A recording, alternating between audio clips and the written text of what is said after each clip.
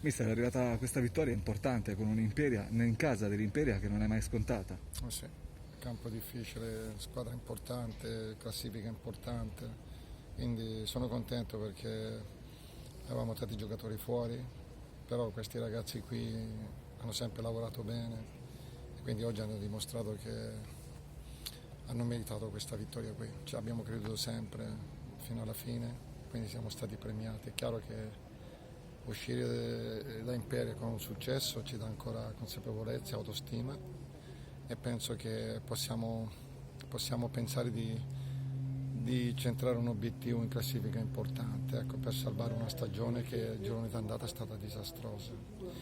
E grazie alla società, allo staff, ai giocatori, a tutti quelli che stanno intorno, ai tifosi che ci hanno sempre sostenuti e abbiamo ripreso, ma il giorno d'andata è stato veramente disastroso il giorno d'andata e quindi ci siamo ripresi.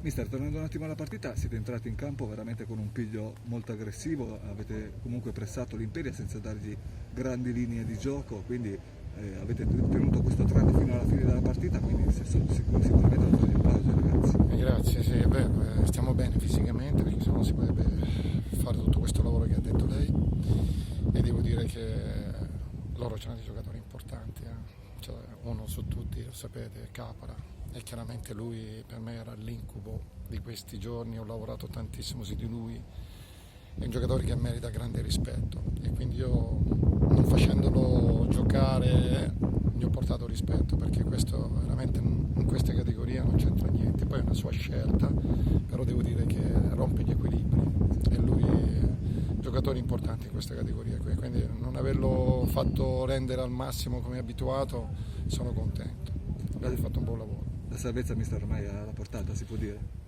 Sì, penso proprio di sì. Adesso mercoledì abbiamo un'altra partita, noi stiamo facendo veramente Un tour de domenica, force. mercoledì, domenica, sì.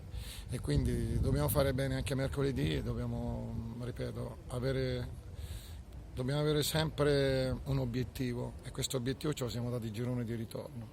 Dobbiamo raggiungere una classifica che ci appartiene, con una posizione importante per questi ragazzi, per la società, per tutti, per il direttore Fascia, questi sono tutti i ragazzi che ha scelto lui, quindi bisogna dargli grande merito. Poesio quest'oggi ancora, mister, l'ultima domanda che le faccio, Poesio si è reso protagonista in questo gol al 92esimo, ci ha creduto fino all'ultimo. Sì, consideri che l'Ansia è un attaccante, quindi non è che abbiamo fatto dei passi indietro, abbiamo messo su ancora un attaccante, abbiamo in questo momento consapevolezza, autostima. Se era un altro momento sicuramente non lo facevo, però in questo momento è giusto farlo perché i ragazzi stanno bene anche mentalmente, quindi siamo stati premiati. Vincere aiuta a vincere, mister. Bravissimo. Grazie. Grazie a voi.